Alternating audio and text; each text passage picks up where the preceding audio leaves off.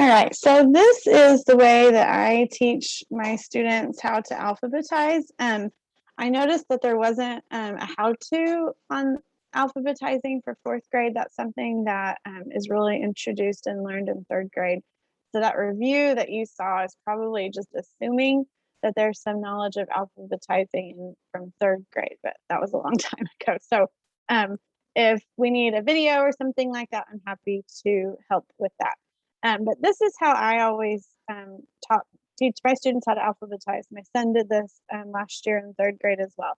So this is the first list of words in that review on lesson 9 in language arts. So what I did is I just took a piece of paper and I wrote down all of the words in the order that they had them. So then what I'm going to do, I'm going to cut off the sticky part. I don't need that. I'm going to cut all of these out.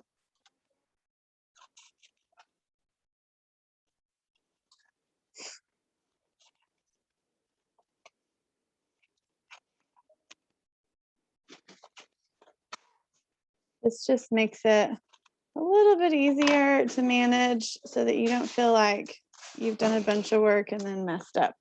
So let's get all of these out. We'll turn them all over after we've done it. So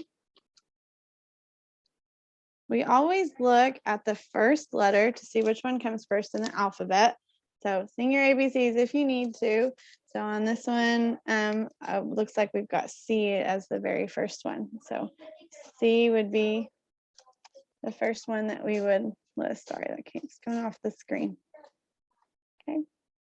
All right. So ABC. Let's see if do we have any other words that start with C?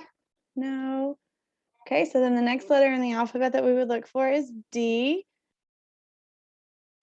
And so I have a D here. So I'm going to put D right here. Okay, so A, B, C, D, E. So no E's there. What about an F? Well, I see an F there, so I'm going to put that one next. A, B, C, D, E, F, G. So was there a G there? No.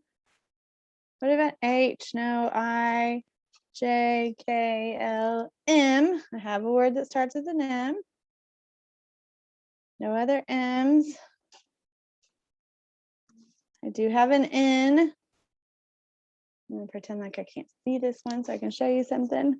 LMNOP, So there's the last one. But then when I go to look at my list of words, it says on the screen that I'm supposed to have 8 words. And I only see 1, 2, 3, 4, 5, 6. So if you have already typed all of these in there and selected them, it's going to be a mess to try to figure out which one goes where and which one needs to be moved. So this way is a lot easier. So I have 2 other words on my sheets of paper here that I wrote out. I have one that starts with an A. Well, I know that A is the first letter of the alphabet. So A needs to be the very first word up here. And then my other one is P, or starts with a P for prairie.